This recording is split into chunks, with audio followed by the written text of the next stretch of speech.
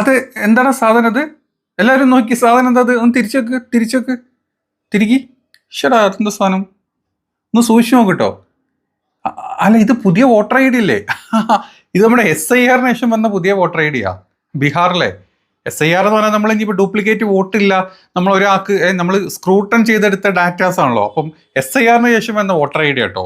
ഏതായാലും കൊള്ളാം, നല്ല രസമുണ്ട്. ഫോട്ടോ ഒക്കെ ഒരുപോലെ തോന്നുന്നുണ്ട്. ചിലപ്പോൾ തോന്നുന്നതായിരിക്കും കേട്ടോ. എനിക്ക് തോന്നുന്നത് അത് ഒറിജിനൽ അല്ല കേട്ടോ, ഫോട്ടോ തോന്നലാണ്. ഇതിൽ അർജന്റീനൻ താരങ്ങൾ വല്ലതാണോ നോക്ക്, ചിലപ്പോൾ മെസ്സിയൊക്കെ ആയിരിക്കും. ഒരേ ഫോട്ടോ എല്ലാത്തിലും. ബ്രസീലിൽ നിന്നൊക്കെ ആൾ വന്ന സ്ഥിതിക്ക് ചിലപ്പോൾ അർജന്റീന ആളൊക്കെ വന്നെന്ന് വരും. ഏതായാലും ഒരേ ഫോട്ടോ ആണ്, പക്ഷെ വേറെ പ്രശ്നം കേട്ടോ. UHID ഒക്കെ ഡിഫറെൻറ്റാണ്. അതായത് യുണീക്ക് ഐഡൻറ്റിറ്റി ഉണ്ടല്ലോ, അതൊന്നും സെയിം അല്ല, ഒക്കെ ഡിഫറെൻറ്റ്. പക്ഷെ ഫോട്ടോ എല്ലാം സെയിമാണ്. അതിൽ അച്ഛൻ്റെ പേര് ABCDയും വീട്ടു നമ്പർ എനിക്ക് തോന്നുന്നത് 4005 ഉണ്ട്. ഏതായാലും കൊള്ളാം. SIR ശേഷം നമ്മളെ ഡാറ്റ പെർഫെക്റ്റ് ആണ് നമ്മുടെ ഇലക്ഷൻ കമ്മീഷനും നമ്മുടെ BJPയും പറഞ്ഞത്. SIR എന്ന് പറഞ്ഞാൽ ഭയങ്കര സംഭവമല്ലേ അല്ലേ? ബീഹാറിലെ SIR ശേഷം വന്ന പുതിയ വോട്ടർ ഐ ഡി ആണ്. കഴിഞ്ഞ ദിവസം വോട്ടർ ഐ ഡി കിട്ടിയൊരുത്തം വോട്ട് ചെയ്യാൻ വന്നപ്പോഴാണ് ഇത് സംഭവം കണ്ടത്. SIR എന്നൊക്കെ പറഞ്ഞ് ചിരിപ്പിക്കാന്നല്ല, ഡെവന്മാരെ കൊണ്ടൊന്നും ഒരു ഗുണമില്ലാത്ത കുറേ സാധനങ്ങളായിപ്പോയല്ലോ. ഞാനത് ആലോചിച്ചു. നമ്മുടെ എന്താ പറയുക, ഇലക്ഷൻ കമ്മീഷനും നമ്മുടെ രാജ്യം ഭരിക്കുന്ന ഈ കൊശവന്മാർ എന്നൊക്കെ പറഞ്ഞ ഒരു 5 പൈസൻ്റെ വിവരം ബോധമില്ല. SIR എന്നൊക്കെ പറഞ്ഞാൽ നമ്മുടെ നാട്ടിലെ മറ്റേ സംഘപരിവാരങ്ങൾ തുള്ളിച്ചാടുന്നുണ്ട്. SIR വന്നു കഴിഞ്ഞാൽ ഞങ്ങൾ ഈ രാജ്യത്തുനിന്ന് മുസ്ലിങ്ങളെ നിങ്ങളെല്ലാവരും കൂടെ നിങ്ങൾ പാകിസ്ഥാനിലോട്ട് പറഞ്ഞേക്കും എന്നൊക്കെ പറഞ്ഞത്. ഇങ്ങനെയാണെങ്കിൽ കുറേ പാകിസ്ഥാനികളെ പറഞ്ഞേക്കേണ്ടി വരും നിങ്ങൾ. ഇപ്പം നമ്മളൊക്കെ ഒരു ഫോട്ടോ കൊടുത്താൽ 10 അതിലേക്ക് വരും. ഇപ്പം പിന്നെ കണ്ടിട്ട് അതിൻ്റെ കൂടെ ബാക്കി 9 ആളെവിടെയെന്ന് വെച്ചാൽ നമ്മൾ എവിടെ പോയി തപ്പിയെടുക്കും മനുഷ്യല്ലേ? ഇത് കണ്ടില്ല, ഒരു ഫോട്ടോയും കൊടുത്തിട്ടുണ്ടാവുള്ളൂ.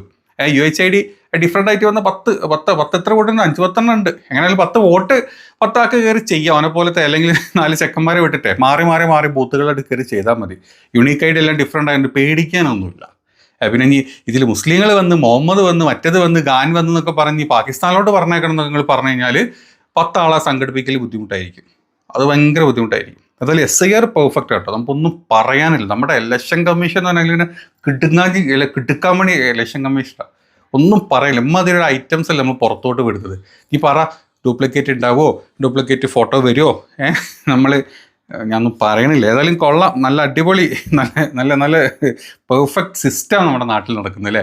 നമ്മൾ നേരത്തെ ഒരു വീഡിയോ ഇട്ടിരുന്നു നമ്മുടെ നാട്ടിലെ സിസ്റ്റത്തിൻ്റെ മഹാത്മ്യം പറഞ്ഞുകൊണ്ട് അല്ലേ? നമ്മളെല്ലാവരും കണ്ടിരുന്നല്ലോ ഈ വീഡിയോ. അതായത് എന്താ പറയുക, രാത്രി വണ്ടി വരുന്നതും വണ്ടി പോകുന്നതും മറ്റേ CCTV ഓഫ് ആവുന്നതൊക്കെ നമ്മൾ കണ്ടു അല്ലേ? നിങ്ങൾ എല്ലാവരും കണ്ടിട്ടുണ്ടോ? കാണാത്തവർക്ക് ജസ്റ്റ് ഒരു പോഷൻ വെച്ചിരുന്ന് കാണുക, കുറച്ചുകൂടെ പറയാൻ ടൈമിൽ.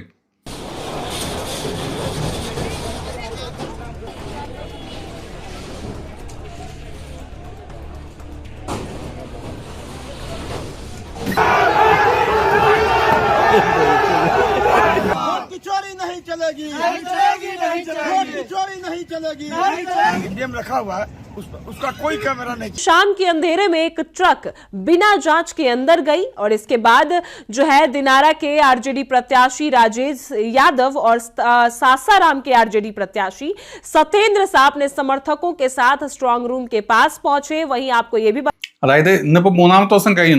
നാളെ എന്തായാലും വോട്ട് എണ്ണുമല്ലോ നമ്മളല്ലേ?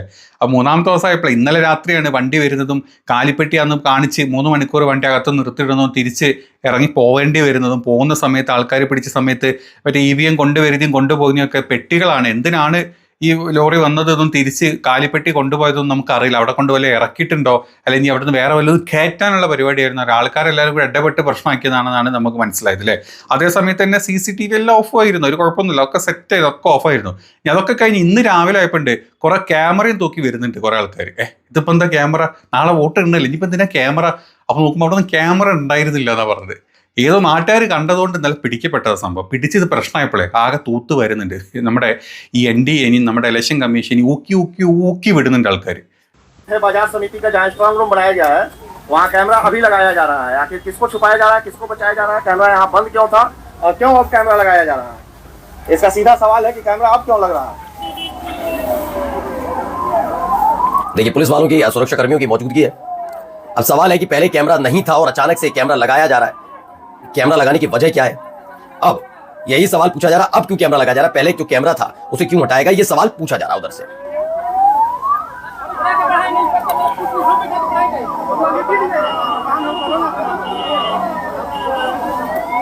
ये पुलिस इसका भय का माहौल बनाने का देख लीजिए तरीका, किस तरीके से माहौल बनाया जा रहा है, आप देखते रहिएगा वीडियो में। किस तरीके से माहौल बनाया जा रहा है, डर का दिखाया जा रहा है। अभी कैमरा लग रहा है, इतना भारी बवाल के बाद कैमरा लगाया जा रहा है। आखिर किसके इशारे पे ये सब कुछ हो रहा है? हजारों हजार की संख्या में पुलिस बल तैनात है। अभी जैसा कि हमने आपको दिखाया कि कैमरा अभी लगाया जा रहा है। तो रात के अंधेरे में खेल के बाद दिन में लग रहा है ईवीएम स्ट्रांग रूम के बाहर सीसीटीवी कैमरा, लेकिन सवाल ये उठता है कि उससे पहले ये सब क्यों नहीं किया गया। बिल्कुल सही सवाल है, क्यों नहीं किया गया, ये तो जवाब ഗോദി മീഡിയ ഇല്ല കേട്ടോ, അത് നിങ്ങൾ തെറ്റിയിരിക്കരുത്. ഗോദി മീഡിയയെ നമ്മുടെ നാഷണൽ മീഡിയാസ് ഒന്നും ചെയ്തിട്ടില്ല. നമ്മുടെ മലയാളം മീഡിയ എന്ന് ഉച്ച കഴിഞ്ഞപ്പോൾ ഇപ്പോൾ വൈകുന്നേരം ആയപ്പോഴാണ് ഓരോരുത്തർ ഓരോ ചാനലിൽ ഇങ്ങനെ ഒരു സംഭവം നടന്നിട്ടുണ്ടെന്നും പറഞ്ഞിട്ട് ഒന്ന് രണ്ട് ന്യൂസ് ഇട്ടത്. അതല്ലാണ്ട് നമ്മളാരും അതിലോട്ട് തലയിടാൻ പോയിട്ടില്ല. പിന്നെ എൻ്റെ വീഡിയോൻ്റെ താഴത്ത് വന്ന് കുറേ എണ്ണ സംഘി കുഞ്ഞുങ്ങൾ കരയുന്നത് കണ്ട്, അല്ലടാ നീ എന്തിനാണ് ഈ വീഡിയോ ഒക്കെ ഇടുന്നത്, നീ ഇവിടെ കിടന്ന് മലയാളത്തിൽ പറഞ്ഞിട്ട് വല്ല കാര്യമുണ്ടോ? കാര്യമുണ്ട്. കേരളം പിടിക്കാൻ വേണ്ടി നടക്കുന്ന സംഘികളാണ് ഇവന്മാർ. ഇങ്ങോട്ട് വന്നു കഴിഞ്ഞാൽ ഇമാതിരി എല്ലാ ഉളുപ്പില്ലാത്ത ചെറ്റ പരിപാടികളും ഇവർ കാണിക്കും. അപ്പോൾ ആൾക്കാർ ഇപ്പോഴേ അവയറായിട്ട് ഇരിക്കുന്നത് വളരെ നല്ല കാര്യമാണ്. പിന്നെ കുറേ എണ്ണം നമ്മുടെ താഴത്ത് ഒന്ന് കമൻറ്റ് ഇട്ടിട്ടുണ്ട്, ഇതൊക്കെ പഴയ വീഡിയോ ആണെന്ന്. എടാ ഡാഷികളെ, നീയൊക്കെ ഈ വാട്സപ്പ് യൂണിവേഴ്സിൻ്റെ പുറത്തോട്ട് ഇറങ്ങിയിട്ട് ഗോദി മീഡിയ അല്ലാണ്ട് രാജ്യത്ത് മറ്റ് ചില ചാനലുകളും മറ്റ് ചില സോഷ്യൽ മീഡിയാസും അല്ലെങ്കിൽ കുറേ കാര്യങ്ങളും ഉണ്ട്, അവരൊക്കെ ഒന്ന് കണ്ടു നോക്കാം. പറ ഇത് പുതിയതാണോ പഴയതാണോ എന്നൊക്കെ. 5 പൈസൻ്റെ വിവരം ബോധമില്ലെങ്കിലും എന്തൊക്കെ പറഞ്ഞാൽ ഈ വിവരം കെട്ട സംഖ്യകൾക്ക് കോഴിക്ക് മുല വന്നാലും ഇവൻ്റെയൊക്കെ മണ്ണാക്കിൽ പിരിവെട്ടിക്കൊണ്ടിരിക്കും. അതല്ലാണ്ട് 5 പൈസൻ്റെ ബുദ്ധി ചിന്തിക്കാനുള്ള ഒരു പരിപാടി ഈ ഡാഷ് മക്കൾക്കില്ല. അതാണ് ഇവന്മാരുടെയൊക്കെ അവസ്ഥ എന്ന് പറയുന്നത്. അങ്ങനെ നമ്മൾ ക്യാമറയായിട്ട് വരുന്നു, ക്യാമറയായിട്ട് വന്ന് ഫിക്സ് ചെയ്യുമ്പം നമ്മൾ ചോദിക്കുമ്പോഴാണ് ഈ കാര്യങ്ങൾ അറിയുന്നത്. ക്യാമറ ആയിട്ട് കൊണ്ടുവരുന്നത് ഇവിടെ ഈ പറഞ്ഞ സാധനങ്ങളൊന്നും ഇല്ല. ഇനി ഈ പറഞ്ഞ RJDയും ഈ പറഞ്ഞ കോൺഗ്രസ്സുകാരും ഒക്കെ ഇത് കേസുമായിട്ട് മുമ്പോട്ട് പോവുകയാണെങ്കിൽ ഏതായാലും ഇലക്ഷൻ കമ്മീഷൻ തുറക്കൂല, ബബ്ബ അടിച്ചിരിക്കുകയുള്ളൂ. അതല്ല, എങ്ങാനും ആരെങ്കിലും ചോദ്യം ചെയ്ത് കഴിഞ്ഞാൽ എവിടെ ക്യാമറ അല്ലെങ്കിൽ സ്ട്രോങ് റൂം എന്നും പറഞ്ഞ് നമ്മൾ EVM എല്ലാം കൂടെ അടക്കി വെച്ച സ്ഥലത്ത് അവിടുത്തെ ക്യാമറ എപ്പോഴും അടിച്ചു പോയിക്കൊണ്ടേ ഇരിക്കുകയാണ്. വണ്ടി പോകുന്നുണ്ട്, പുറത്തോട്ട് പോകുന്നുണ്ട്, അകത്തോട്ട് പോകുന്നുണ്ട്. ഗേറ്റുകളിലെ ക്യാമറ ഇവിടെ ചോദ്യം ചോദിച്ചു കഴിഞ്ഞാൽ ഒന്നും പറയാൻ പറ്റില്ല, മൂഞ്ചും എന്നുള്ളത് അറിയുന്നത് കൊണ്ട് താൽക്കാലികമായിട്ട് അവസാനം ഒരു ദിവസത്തേക്ക് ക്യാമറ കൊണ്ട് ഫിക്സ് ചെയ്യുന്നതാണ് നമ്മൾ കണ്ടത്. എങ്ങനെയുണ്ട് പരിപാടി? ഇതാണ് നമ്മുടെ ഇന്ത്യയിൽ അല്ലെ ലോകത്തിലെ ഏറ്റവും വലിയ ഡെമോക്രറ്റിക് ജനാധിപത്യ രാജ്യമായിട്ടുള്ള ഇന്ത്യയിൽ നടക്കുന്ന ഇലക്ഷൻ്റെ അവസ്ഥ. നമ്മുടെ ഇലക്ഷൻ കമ്മീഷനുണ്ട്, ഇഷ്ടം പോലെ കോടികൾ ഒരു ഇലക്ഷൻ നടത്തണമെങ്കിൽ നമ്മൾ ചിലവാക്കുന്ന പൈസ എന്ന് പറഞ്ഞല്ലോ, കണ്ണ് തള്ളുന്ന കോടികളാണ് നമ്മൾ ചിലവാക്കുന്നത്. ഇവന്മാർ ഈ പൈസക്ക് എന്താ ചെയ്യുന്നത്? ഇങ്ങനത്തെ സംവിധാനങ്ങളൊന്നുമില്ല. ഇങ്ങനത്തെ സംവിധാനങ്ങൾ ചെയ്ത് കഴിഞ്ഞാലല്ലോ മുഞ്ചും എന്നുള്ളത് നമുക്ക് എല്ലാവർക്കും അറിയാം. നിങ്ങൾ കാര്യം മനസ്സിലാക്കണം. ഈ ഒരു കേസിൽ അല്ലെങ്കിൽ ഇത്തരത്തിൽ ക്യാമറ അല്ലെങ്കിൽ ഇങ്ങനത്തെ ഇഷ്യൂസും പറഞ്ഞിട്ട് കംപ്ലൈൻറ്റ് പറഞ്ഞു വരുന്നത് പ്രതിപക്ഷ പാർട്ടികൾ മാത്രമായിരിക്കും. ഇപ്പം എവിടെ നിങ്ങൾ എടുത്തു നോക്കിയാലും, RJD എടുത്താലും നിങ്ങൾ കോൺഗ്രസ് എടുത്താലും മറ്റേത് സ്ഥലങ്ങളിലും എന്തുകൊണ്ടാണ് ഈ പറഞ്ഞ NDA ഒരു കംപ്ലൈൻറ്റ് പോലും കൊടുക്കാത്തത്? അവിടെ CCTV ഓഫ് ആവുന്നുണ്ട്, അല്ലെങ്കിൽ അവിടെ ഇന്ന ഇഷ്യൂ ഉണ്ട്, അല്ലെങ്കിൽ ഇതുപോലത്തെ ഒരാൾക്ക് തന്നെ 10 വോട്ട് കാണുന്ന വോട്ടർ കാർഡുകളും IDകളും ഉണ്ട്. എന്തുകൊണ്ടാണ്? അതാണ് അവരുടെ കോൺഫിഡൻസ്. അവരാണ് ചെയ്യിക്കുന്നത്, ഞങ്ങളാണ് ചെയ്യിക്കുന്നത്. പിന്നെ നിങ്ങൾ കിടന്ന് കരഞ്ഞോ, നിങ്ങൾ പിടിച്ചോ, ഞങ്ങൾ പച്ചാ പകലും പട്ട രാത്രി ഞങ്ങൾ ചെയ്യും. നിങ്ങൾ അവിടെ കിടന്ന് ഞങ്ങൾക്കൊരു കംപ്ലൈൻറ്റും ഇല്ലല്ലോ. അതെന്താ കംപ്ലൈൻറ്റ് ഇല്ലാത്തത്? എന്തുകൊണ്ടാണ് ഇലക്ഷൻ കമ്മീഷനെതിരെ കംപ്ലൈൻറ്റ് ഇല്ലാത്തത്? എന്തുകൊണ്ടാണ് ഇത്രയും പരിപാടികൾ കൺമുമ്പിൽ കണ്ടിട്ടും കാമാന്നൊരു അക്ഷരം മിണ്ടാത്തത്? മിണ്ടൂല. കാരണം ചെയ്യുന്നതൊക്കെ ഞങ്ങളാണ്. ഇനി ഞങ്ങൾ ചെയ്തിട്ടില്ല, അല്ലെങ്കിൽ ഇതൊക്കെ നിങ്ങൾ പിടിച്ചു കഴിഞ്ഞു, നിങ്ങൾ പിടിച്ചു കഴിഞ്ഞാൽ ഞങ്ങൾ കുഴപ്പമില്ല. ഞങ്ങൾ ഇൻറ്റേർണൽ സിസ്റ്റത്തിൽ ഞങ്ങൾ ജയിക്കുന്നില്ല, ഞങ്ങൾക്ക് ഉറപ്പാണ്. അത് ചെയ്യിക്കാനുള്ള എല്ലാ പരിപാടിയും ഞങ്ങൾ ചെയ്തു വെച്ചിട്ടുണ്ട്. ഇനി നിങ്ങൾ അവിടെ കിടന്ന് കരയേ, നിങ്ങൾ കണ്ട് പിടിക്കുകയെ, നിങ്ങളിത് ചെയ്യേ, നിങ്ങൾ എന്ത് വേണമെങ്കിലും ചെയ്ത് ഞങ്ങൾക്കൊരു വിഷയമേ അല്ല എന്നുള്ള ആ കോൺഫിഡൻസാണ് നിങ്ങൾ മനസ്സിലാക്കേണ്ടത്. സാധാരണ ജനങ്ങളായിട്ട് നിങ്ങൾ മനസ്സിലാക്കേണ്ടത് അവന്മാരായിട്ട് ചെയ്തു കൂട്ടുന്ന കാര്യങ്ങൾക്ക് അവർക്ക് കംപ്ലൈൻ്റ് ഇല്ല, അവർക്ക് ഒരു പ്രശ്നമില്ല. കാരണം അവർ ഫിക്സ് ചെയ്ത കാര്യമാണ്. ഞാനും നീയുമൊക്കെ കോമാളികളായിട്ട് വെയിലും കൊണ്ട് മഴയും കൊണ്ട് ചൂടും കൊണ്ട് അവിടെ പോയിട്ട് നിന്ന് വോട്ടും ചെയ്ത് കൊടുത്തു പോന്നിട്ടും നമ്മളൊക്കെ വെറും ഉച്ചന്മാരാക്കിയിട്ട് ഇവന്മാർ ജയിച്ചിട്ട് വരും. സത്യം, ജനാധിപത്യം മറ്റതാണ് മറിച്ചാണ്. നമ്മൾ കൊടുക്കുന്ന പൈസ വെച്ചിട്ട് ഈ പരിപാടികളെല്ലാം കാണിച്ചിട്ട് അവന്മാർ നമ്മളെ ഊക്കി വിട്ടുകൊണ്ടിരിക്കുക. സംഘിക്ക് ബുദ്ധിയില്ല നമ്മൾ 10 വട്ടം പറഞ്ഞു. സംഘിക്ക് ബുദ്ധിയുണ്ട്, സംഘിക്ക് ഇങ്ങനത്തെ കാര്യത്തിലുള്ള ബുദ്ധിയുണ്ട്. സംഘിക്ക് വകതിരിവില്ല, സംഘിക്ക് കണ്ണുചോറില്ല. സംഘി മഹാചറ്റേ സംഘി. ആ സംഘി ഇതെല്ലതിൻ്റെ അപ്പുറത്തും കാണിക്കും. നമ്മളൊക്കെ വെറും വിഡ്ഢികളായിട്ട് ഇവന്മാർക്ക് വോട്ടും ചെയ്ത് നടക്കും. എന്തേ കോൺഗ്രസ്സുകാർക്കൊന്നും ഇത് പിടിക്കാൻ പറ്റുന്നില്ലേ? RJDക്ക് ഇത് പിടിക്കാൻ പറ്റുന്നില്ലേ? പിടിക്കാൻ പറ്റുന്ന കാര്യമില്ല. പിടിച്ചു കഴിഞ്ഞാലും അവരെ അല്ലെങ്കിൽ ഇതിൻ്റെ നെക്സ്റ്റ് ലെവലിലോട്ടുള്ള ഇതിൻ്റെ ഒരു പ്രൊസീഡിങ്സ് നടക്കില്ല അവിടെ. അതവിടെ കിടക്കും. അത് കിടക്കും അറിയുന്നതുകൊണ്ടാണ് രാഹുൽ ഗാന്ധി ഇത്രയും വലിയ അലിഗേഷൻസ് പുറത്തോട്ട് കൊണ്ടുവന്നിട്ടും രാഹുൽ ഗാന്ധിക്ക് പോലും മടുത്തത് പോയിട്ട് കാര്യമില്ല. അതല്ലെങ്കിൽ ആളുകൾ പുറത്തിറങ്ങിയിട്ടില്ലെങ്കിൽ, റോട്ടിൽ ഇറങ്ങിയിട്ടില്ലെങ്കിൽ ഇത് പണിയാണ്.